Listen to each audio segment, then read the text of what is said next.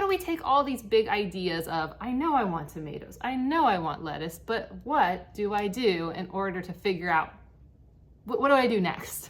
And as always, I'm gonna be using my handy dandy planner in order to help me put together this complicated plan made simple. Let's just talk really quickly spacing guidelines. When it comes to all of your brassicas, kale, cauliflower, Brussels sprouts, broccoli, did I miss somebody? If I did, they basically follow the same guidelines. And for an at-home gardener, you wanna be about 18 inches. So 1.5 feet, 2 feet, that's about how far apart you need them. Then when it comes to nightshades, really similar. So that's your peppers, your tomatoes, your eggplants, also about 18 inches. So and this really depends on the variety. So if you look online, it'll say anywhere from 18 inches to 3 feet. In the beginning, cram stuff closer. The reason, you can always prune, you can always remove a plant. But if you have open spaces, that's where weeds want to get in. So put more, you can always prune out later. Then when it comes to our itty bitty baby, our grows so easy, germinate so easy plants, your lettuces, your onions, your carrots, your beets, radishes, throw them in there. We're not growing them this year, but you might be. All of those ones, you seed them about 3 inches apart, but you're gonna grow them about 6 inches apart, and then you basically keep removing until they're about a foot apart once they get huge. But for some of the spacing that you're gonna see on here, like green onions, I'm actually putting them a foot apart because I'm gonna be cramming them in between some larger plants like peppers. So those general spacing guidelines is how you're gonna then go and figure out what do you put where? And if you have some complicated shaped beds, like I just got these L-shaped beds, the way I kind of dealt with that is I broke them into pieces. So you can see, right, this is an L, but what I did is I basically made a square and then 2 rectangles, and then I planned them out based on that. So drum roll please. This is exactly what I'm gonna be doing. But here's the really in-depth detail plan now. So in the 4 corners, I'm gonna have dino kale. Part of the reason I wanna do this is this crop, it went deep into the summer. So having it as anchoring each of the beds will be great. It'll also make sure that we can tell which one we harvested from last and rotate around. I also wanna see, because I only grew it in one spot in my garden this year, I wanna see how the shade and the sun in different locations may impact it. So I wanted to give myself a little bit of variety since I've only grown a little bit of it. This is more of a learning experience for me. You could shove all of these near each other if you had something similar. But dino kale, AKA lanceolato. Where's the seed packet? Hold on, hang on. So the exact variety is gonna be lanceolato, AKA dinosaur kale. I got it from Southern Exposure, but I also found it from Johnny Seeds. When it comes to Southern Exposure, Johnny Seeds, I've gotten lots of feedback from lots of Floridians that both of these work really, really well here in Florida. So I feel pretty confident that if you try either of these companies, that you should have some pretty good success. So the next thing I wanted to do was I wanted to look at those cubanelle plants and figure out exactly where it was I wanted to put those. And really what I thought about is in the garden, the way we have it laid out is like, what's the bed that's closest to when we enter in and out of the house? Because we're gonna be harvesting those kind of, we're not gonna do big harvests. You know, usually on the channel you see me do like, here's like 20 pounds of something. But what we're gonna end up doing is usually these ones we're gonna be picking at throughout the week, right? We take one in, we use it for a couple days, then like, you know, we're gonna grab a couple every week. So I wanna have it as close to the house as possible. So basically one corner is gonna have that dino kale, and then there's gonna be 4, making kind of like a nice little diamond around it, is gonna be our cubanelle peppers. And when I went looking online for a cubanelle pepper over at Johnny Seeds, I got this hybrid sweet peppers. This is actually a cubanelle type pepper. So if you're looking for actual seeds for a cubanelle, this would be the variety. I'm really bummed out. I actually did save seeds from my amazing cubanelle peppers this year and then threw them out. So I don't have the ones from the actual plants that I had. So I'm gonna be trying this variety in order to see if I can make this one work. Then because we did actually use a lot of other peppers for salsas and then just for all sorts of dishes. So this year we actually had 4 jalapeno plants, and that kind of put me on the edge of like, ooh, I don't know how many jalapenos I really need. So I saved seeds from my jalapeno plants from this last year, and those ones were actually a plant bought from Home Depot, so they were Bonnie variety. So if you do see Bonnie seeds out in the market, that would be exactly what I did use. And if you see a jalapeno plant at a Home Depot or Lowe's, that would be that's what I used. So I just saved the seeds from those. But there's a lot of different companies, from Southern Exposure to Johnny's, to pick your choice of jalapenos that can work really well here in Florida. And really similar with banana peppers. I like doing banana peppers. These were the banana rama peppers from Home Depot that we got in the spring season. So if you guys end up going and looking at the store, though I did do a look the other day. I had to go to Home Depot for not gardening reasons. And what I ended up doing is I did take a look through, and there's really not a lot there right now. So starting your seeds is your best bet. And what they did have looked really sad, or it's like $6 a plant to $10 a plant, which is a lot of money per plant. If you're new, that's okay, but generally speaking, that's not really cost effective. But if you did see the banana rama variety, which I saw 0 of it at the store, but that is actually the seeds that I'm going to be using. They were saved from the plants that I had from this last season. Now, not on this plan, but actually going to be in the beds up front, but I didn't draw them out for you because they're there. And yes, is I am going to be trying again, but now this time from seed, is I am going to try from Southern Exposure, the California Wonder. They are supposed to work well. The ones that I got when I bought them in late February, early March, didn't do so hot. So we're gonna try them again, but we'll see how they do from fall going into winter and then into spring. See if they can actually produce better. I'll try them up front. And then we also are gonna be doing an ají dulce. I have seeds from my actual plants that I have. I did go snooping around and I wanted to see if there were some seeds out there because I always hear from y'all. Southern Exposure does have an ají dulce. If you're not familiar, this basically, what people told me is it means sweet pepper in Spanish. It is, some people call it spice pepper. I don't know what that means. I think of it as a snacking pepper. It's very mild, it's thin walled, and you can grab it out in the garden. And it has, like, I would say the tiniest of bites, basically the same level of heat as like a bell pepper, maybe slightly more. But I mean, this is not a jalapeno. This is not a habanero. This is not Tabasco. This is very, very mild. So we're gonna be doing more of those up front. They will not be in the back beds because I just wanna prioritize other stuff. And they seem to handle the shade, whatever I got going up there. So we'll keep working on it. Some other varieties I'm probably gonna be trying up front. Don't know how well they'll produce, but we're trying things out. If you wanna try along and tell me your results. Which, speaking of Southern Latitudes, she is also gonna be trying California Wonder this year, and she is in 9B. So we can compare results and see, is it better? Is it not better? Maybe it works better for her and not for me, and she's doing something right, or maybe it just doesn't like Zone 10A. Another one that I know works really well for my buddy Patrina, and she's up in northern Hillsborough County, so she's a 9A, 9B kind of lady, is she did pimento peppers.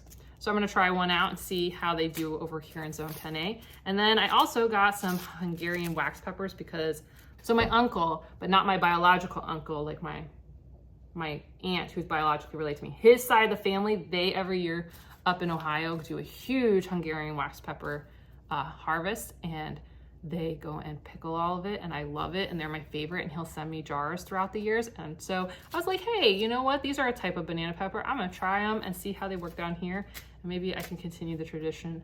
Maybe not as well as he does, but I'm gonna try it.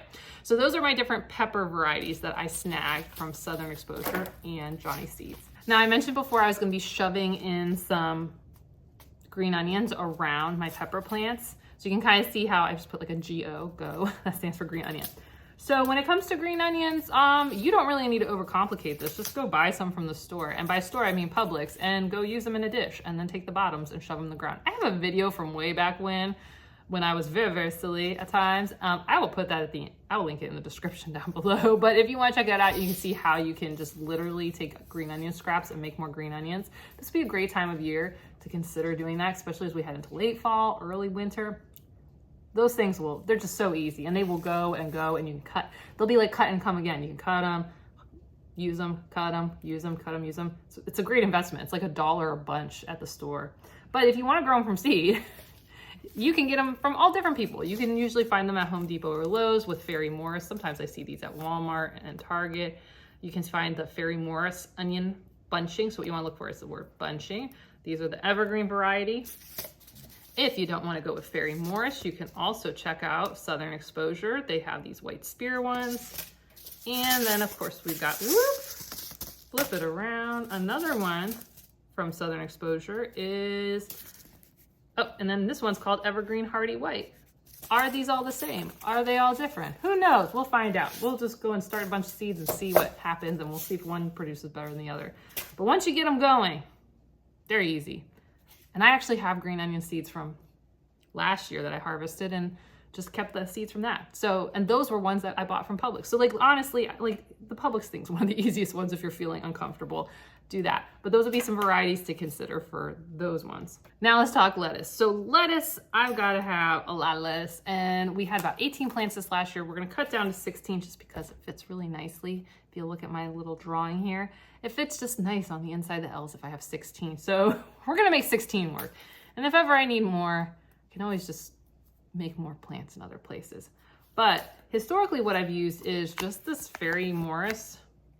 Nothing fancy, picked up at Home Depot or Lowe's or one of them. So it's the Ferris Island. It's a type of romaine. This worked really, really well. It grew really well over the last couple of years. So that was one. We've also used the Butter Crunch version from Fairy Morris. I don't have a seed packet, but both of those worked fine. I've collected seeds. That's actually what I used last year's garden and did great. I just didn't thin them, so I didn't do as good at getting seeds for this year. So, you know, it is what it is. But I was able to grab from Southern Exposure more Butter Crunch seeds just in case my seeds aren't viable. So you can get those. They're just called Butter Crunch. Also with Southern Exposure, if you want to grab them online, you can also get that Paris Island, that romaine type. So they have like the same variety. And I also snagged just some other ones because I was like, why not? There were these cute little sweet Valentines. So I was like, I'm gonna try that. That seems like it might be fun. Also we have Cosmo. And this one's called Outrageous, or else it was supposed to say Outrageous and they spelled it wrong. Not sure, not committing to either answer, but those are the varieties I snagged, and we'll be using some variation of that in the garden. Okay, next up, broccoli. My broccoli has been okay over history. I've just used that, what is it called? Whatever they sell at Home Depot and Lowe's, that's like the Bonnie's type. And the first year it grew really, really well, but it tasted really, really weird. So it doesn't matter that it produced well, it just tasted funky. I've never tasted broccoli like that. So I'm very interested in trying some other types. So I'm gonna try 2 different types this year. I have De Chico is one type. That's a very Italian sounding name. Why not? And since broccoli and brassicas originate from that part of the region of the world, why not start with them? And then I'm also trying this Waltham 29 from Southern Exposure. So what I'm going to be doing is I'm going to do 1, 2, 3, 4, 5, 6, 7, 8. I'm going to do 12 broccoli plants. Goodness gracious. What's cool about broccoli is that once you get the head, you get all those side shoots. So as long as I stay on top of harvesting and harvesting and harvesting and harvesting, and I start them early enough, fingers crossed, I can get a really good crop. And then have Ben and I worried that we don't have enough freezer space, but we're going to go with it. We're committing, we are doing this. We're gonna have way too much broccoli because I think the year that it produced really well, we only had 6 plants. That was a lot of broccoli. But you might have said, Jacqueline, why not do 24 plants? Why not put every bed with all these L's, right? Fill it with broccoli and broccoli and broccoli. But honestly, at a certain point, you gotta say like, do I need all that? I do not need all that. So we're gonna do beets because beets is kind of like a win-win plant. It's because you can use both the leafy greens. Well, I guess you could do that with broccoli too, but we can use them for different things than what we would use broccoli greens for. And we can use the beets, of course. And so adding some little bit of red in our life, we're gonna be doing some Detroit dark red. I have done this variety before. It actually has grown well for us. I think I've used like, I don't know, the Fairy Morris version or something. Yeah, it was one of the brands, one of the common brands that you can get at the store. But if you wanted to, you could get the same variety I'm gonna be doing, and it's gonna be at Southern Exposure. So I'm not gonna give you an exact count because, well, beets, they don't take up a lot of space and you're just gonna put in a lot. So because you're basically gonna put in this 1 foot row, I'm gonna be putting like 3 lines of beets, and then I'm gonna be thinning it all out as basically they come out. Because once I thin them, when they're these tiny little baby greens, those can go right into our smoothie. This is the amazing part. That's why beets can be like an awesome plant to grow, is because even when you're thinning it, which usually when you start thinning things as a new gardener, you're like, oh, I'm killing plants that are actually living, and I've had plants that didn't live and now I feel bad. This one you don't have to feel bad, because don't think of it as thinning. Don't think of it as killing them. Think of it as harvesting microgreens. That's what I tell myself. but I still do a bad job at it sometimes. So the other 2 beds in the middle of the L's is going to be jam-packed with beets so that we can go ahead and get beet greens, which will be a great addition to being able to basically, because I know the kale is going to be a little bit slower to start, the beet greens will come in a lot earlier, and then we can be harvesting and harvesting and harvesting. And then once we're focused on like the beet grow, then we can be going and making our hummus, which would be so yummy, or pickling beets. Oh, love pickled beets. Pickle beet salad, Ben's a big fan of, with feta or goat cheese. Oh, it's so good. And then all the beds behind them are going to be filled with onions. Why? Because we use onions all the time, every time. When I did a grocery analysis, if you want to be really nerdy like me, because yes, I'm an engineer, and yes, I've worked in factories doing like big data analytics for like mega data and all that kind of stuff for funsies. Enjoy doing it. What I found when I look at our grocery bill is we buy about 2 onions every week. Every single week. Doesn't matter what we're gonna go and do, we buy about 2 onions every week, maybe 1 some weeks, but I need and can use lots of onions. So even though I know a lot of people will be like, I'm gonna grow enough whatever for a year, but for me, even if part of the year is taken care of with onions, that's awesome because we just use a lot of them. So I went and I tried to find, because basically if you wanna go and buy starts, by the time Home Depot and Lowe's have them, it's still in our cold weather season when you can grow them. It's just really late in the season. So their timing with the like ideal temperatures just like a lot less. So starting from seeds, way better. So I'm trying these Texas early grano because I was trying to find an alternative to the 10-15 Texas sweet onions that you can get the starts for. If you're going to be doing onions, you want to make sure whatever type, if you want to do red onions, if you want to do yellow, white, you want to get short day, because in Florida we don't have long days, we have short days. They're hot days, but they're short.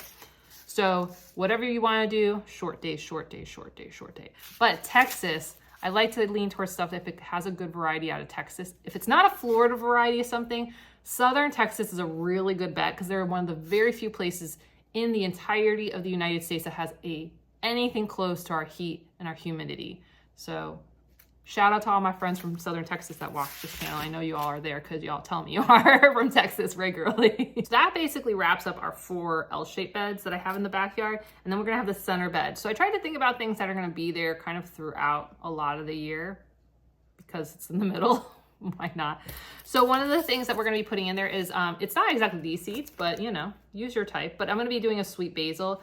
I'm grabbing my Fairy Moore's packet because I got Bonnie's. These were plants I bought from Home Depot, but I just saved the seeds. So we're just going to go ahead and take some sweet basil and we're just going to throw it in the middle and just have like 4 plants, because 4 plants is plenty. What we actually did is we basically have chopped all the basil basically to the ground, and then we took all of it. When we weren't using fresh basil, dried it, basically put it in the oven, dried it out, food processed it. I don't know, Ben has a spice processor, whatever. Powdered it, bam, here's your basil for all sorts of dishes at that point. And because I love carrots, and I love snacking on carrots now, and did I mention I like carrots? We are yet again going to be growing, because my kids keep buying these packets. Every time I buy packets, they're like, where's the rainbow carrots? They're gonna buy rainbow carrots. Why? Because they're pretty colors and they like them, so fine. But the ones that grew really, really well for me were these short and sweet. I was calling them something else in another video. This is the exact variety, short and sweet by Burpee. Sometimes you can find these online. A lot of times, Home Depot, Lowe's, I have still see the seed racks are still out. They haven't disappeared for Halloween yet, so go and check those out. But you can also order some of this stuff online, so don't feel like you have to, or Walmart. I've noticed Walmart's website also does it. So don't feel like you're stuck and that you can never, ever, ever, ever, you know, yeah. Oh, look, here's my old Butter Crunch seed packet. Look at that. Butter Crunch. There you go. And that grew great. Grew really, really good, actually. So I'm gonna do a ring of carrots around my basil. Why? I don't know, but also because I know some of my carrots might get eaten by black swallowtails, and I love butterflies, so it'll be good just to be able to see them if they're doing their thing. I don't want them hidden and mixing in too much. But what's not shown on here, but is gonna be behind it, is we're gonna be having a trellis that has the tomatoes on it. And what I'm gonna be focused on there initially is these 4th of July hybrid tomatoes. These have done really well for me in the front yard with no sun, so I'll be doing those. The other type I like to do is, and these are both by Burpee, is the early treat hybrid. So I'll either be doing totally 4th of July's or I'll do a combo of that depending on how they each take off. And in the front yard, tons of Everglades tomatoes. Now, Southern Exposure doesn't sell them, but there are online people who sell them, from David the Good's Daughter, Daisy, Elise over at Urban Harvest. I think Summer sells them with Southern Dirt Gardener. So there's a lot of other YouTubers who are selling it. There's people online selling it. Once you get one, you're never gonna want for them again. Goodness gracious, if you have someone who you know who has them, just ask them for one tomato. Squish it out. I mean, my next door neighbor, he has them now because he's like, can I get some seeds? And I just like, here, have some tomatoes. He said he squished it out, he got 10 plants. They're pretty easy to grow. I'm also gonna, I don't know, I might try these black turtles up front. We've been doing really, really good with all of our Puerto Rican black beans. And of course, I've been successful with my Cherokee black beans, which I don't think I have a packet for, but I have tons of them saved up in these cabinets, dried ones. So I always have some if I need more. Those ones I got from, I can't remember, but I will put it right here because my memory is failing me. It's one of those heritage groups who's holding on to heritage seeds. So Cherokee black beans, really good. You can order them online too. And they have done really well in the cooler months. A lot of beans we tend to grow in the warm to hot months, especially like Puerto Rican black beans, like go crazy over the summer.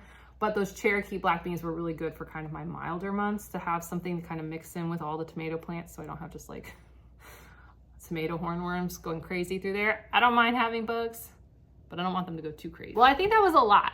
Was that a lot? I feel like I gave you a lot of variety. But what varieties are you using? Are you gonna be using similar ones? Have you had other varieties work better for you? And also list out, where are you living? I mean, you don't need to put out your address, but like what zone or what county, or like, are you coastal? Are you inland? Are you near a forest? Whatever. Just so you can help other people who are in similar situations as you. Because by telling and sharing, we can all learn and get better together. Looking for a really organized place to put all of your information for putting together your fall vegetable garden plan. Of course, you can get the planner at www.wildfloridian.net/planner, or you can get on the email list for the 2024 planner at www.wildfloridian.net/planner presale. And if this is feeling a little overwhelming and you want the 5 easiest crops that there are to grow in Florida, go ahead and check out this video right here. If you want to know how to figure out what crops would probably be the best ones for you, and kind of how to put together a game plan for the fall, winter, and spring season, check out this video that was kind of meant to come before this one. And if you want to learn more about green onions and how ridiculously easy they are, go check out this video here. Okay, I'll see you soon. Bye!